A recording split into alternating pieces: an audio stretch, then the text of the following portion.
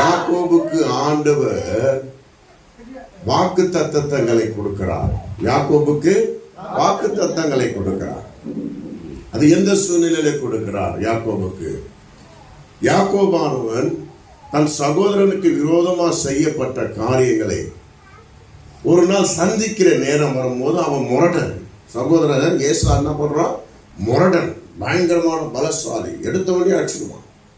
அப்படியேப்பட்ட முரடனுக்கு நான் விரோதமான காரியத்தை செய்துட்டேனே சொல்லி யாக்கோபு கவலைப்பட்டிருக்கும் போது நாளை தினத்துல அவன் சந்திக்க போகிறான் என்ற செய்தி வருகிறது. உன்னை பார்க்க வருகிறேன். யார? தன் சகோதரனை ஏசா சொல்லி அனுப்புறான். அவனை பார்க்க வருகிறேன். யாக்கோபின் இடத்துல வருது மெசேஜ். அவன் ஒன்னு, ஐயோ அவன் வந்தா என்ன பண்ணுவான்? என்னை சாகடித்திடுவானே. என்ன பண்ணுவான்? என்னை சாகடித்திடுவானே, நான் என்ன பண்றதுன்னு தெரியலையே அப்படின்னு சொல்லி அவன் தப்பித்து ஓட வழி தேடல. அவன் வருவதை தடுத்து நிறுத்த வழி தேடல. கர்த்தருடைய பாதத்தை தேடினான். இதுதான் முக்கியம். நெருக்கப்படுகிற நேரத்திலே, சோதிக்கப்படுகிற நேரத்திலே, தனிமைப்படுத்துகிற நேரத்திலே, கர்த்தர் தனிமைப்படுத்துகிறார்னா மனுஷனுடைய ஆலோசனை உனக்கு தேவையில்லை.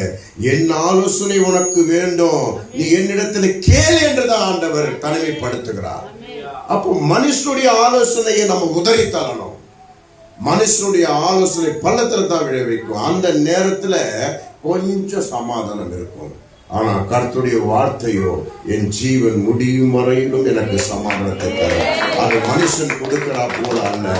என்னுடைய சமாதானத்தையே நான் உங்களுக்கு தருகிறேன் ஆண்டவர் சொன்னது. அந்த வார்த்தை இருக்கு பாருங்க. இந்த வார்த்தை தான் நமக்கு சமாதானத்தை கட்டளையிடும். அல்லேலூயா. அப்போ அவன் என்ன பண்ணா?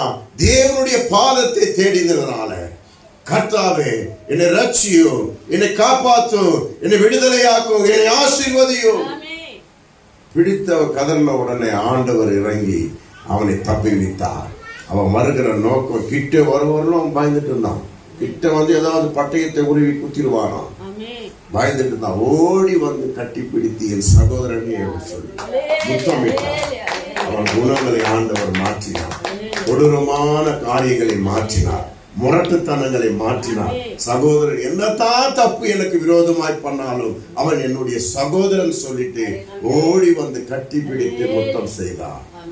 உடனே யாக்கோபு இருதயம் களி கூர்ந்து, என் மந்தையிலே பாதியாவது நீ எடுத்துக்கொள்ளு, ஒன்னும் வேணாம், உன்னை காட்டிலும் ஆண்டவர் என்னை அதிகமாக ஆசை இருந்தாலும் நீர் எடுத்துக்கொள்ளும் சொல்லி கட்டாயப்படுத்தி கொடு.